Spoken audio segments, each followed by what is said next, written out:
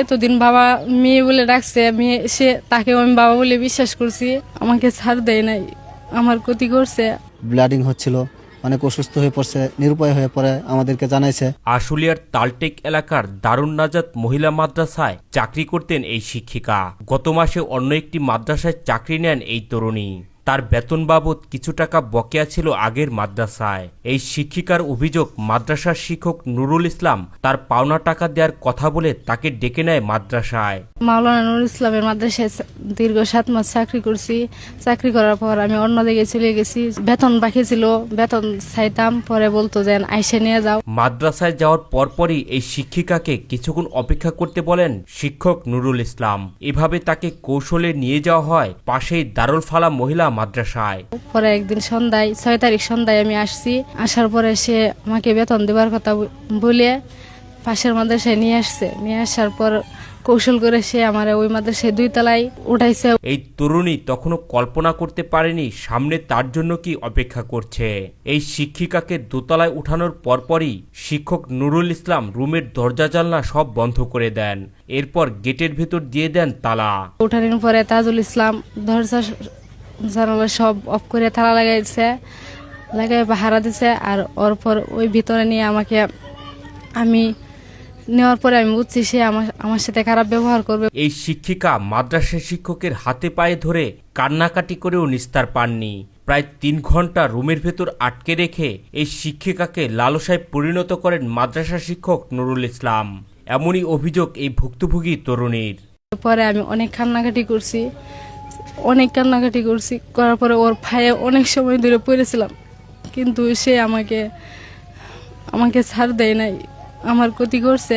ঘটনার এখানেই শেষ নয়। ধর্ষণের শিকার হওয়া এই তরুণীর অভিযোগ, প্রায় 3 ঘন্টা ব্যাপী শারীরিক নির্যাতন করার পরেও মাদ্রাসা শিক্ষক তাকে কিছুতেই রুম থেকে বের হতে দিচ্ছিলেন না।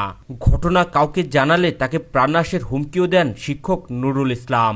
ঘটনা কারো কাছে না বলার শর্তে প্রতিজ্ঞা করার পরপরই এই শিক্ষিকাকে ছেড়ে দেন মাদ্রাসা শিক্ষক। পরে আমি বেরিয়ে আসছি অনেক কৌশল করে, বলছি কারো কাছে বলবো না, এই প্রতিজ্ঞা ওকে দিয়ে আমি বেরিয়ে আসছি। আমার মেয়ে 1 মাসের টাকার জন্য আমার মেয়ের মান সম্মান এবং ইজ্জত গেছে, এই জন্য আমি প্রশাসনের কাছে বিচার চাই। ধর্ষণের শিকার হওয়া তরুণীর স্বজনরা জানান, বাড়িতে ফেরার পরেও সে কাউকে কিছু জানায়নি। এক পর্যায়ে তার ব্লিডিং শুরু হলে সে অসুস্থ হয়ে পড়ে। এরপর স্বজনদের পুরো ঘটনা খুলে বলে। প্রাথমিক অবস্থায় কাউকে লজ্জা শরমে কিছু বলে নাই। যখন এক পর্যায়ে ব্লিডিং হচ্ছিল, অনেক অসুস্থ হয়ে পড়ছে, নিরুপায় হয়ে পড়ে আমাদেরকে জানাইছে যে সে তো এরকম একটা দুর্ঘটনার শিকার হয়েছে। তখন আমরা যাই, সাথে সাথে আমরা প্রাথমিক অবস্থায় প্রশাসনের সাথে যোগাযোগ করি। তখন প্রশাসনের মাধ্যমে তাকে চিকিৎসার জন্য ঢাকা মেডিকেলে পাঠাই। প্রশাসন তারাই নিয়ে যায়, ওইখানে ভর্তি করছে, 4 দিন ছিল। এই ঘটনা আমি সর্বোচ্চ শাস্তি যেটা সেটাই, এবং ফাঁসির আওতাধীনে যেন আইনের আওতায় ফাঁসি কাস্টে ঝুলানো হয়, এটাই আমি চাই। এরপর আইনের আশ্রয় নেন এই ভুক্তভোগী পরিবারটি। আশুলিয়ায় থানায় গিয়ে নারী ও শিশু নির্যাতন দমন আইনে অভিযোগ দায়ের করেন। আমি আমার ভাইকে জানাই, ভাই আমাকে থানায় নিয়ে যায়, কেস করার পর সেখান থেকে প্রশাসন আমাকে ঢাকা মেডিকেলে যাওয়ার সহযোগিতা করে। সেই সহযোগিতায় 4 দিন, ওই জায়গায় 4 দিন থেকে আসার পর ছুটি হয়। এরপর আমি বাসায় আসার পর এখন আমি ঠিক মতো কিছু করতে পারি না, খাইতে পারি না, ঘুমাইতে পারি না। সে আমাকে এতদিন বাবা মেয়ে বলে ডাকছে, সে তাকে আমি বাবা বলে বিশ্বাস করছি। সে আমি তার শাস্তি চাই। সে আমাকে কেন এমন করলো, আমার ক্ষতি কেন করলো, আমি তার শাস্তি চাই। আশুলিয়া থানার ভারপ্রাপ্ত কর্মকর্তা জানান, ঘটনার প্রাথমিক সত্যতা পাওয়া যায়। চিকিৎসা ও পরীক্ষা নিরীক্ষার জন্য এই ভুক্তভোগীকে ঢাকা মেডিকেল কলেজ হাসপাতালে পাঠানো হয়। অভিযুক্তদের আটকে সর্বোচ্চ চেষ্টা চলছে বলেও জানান তিনি।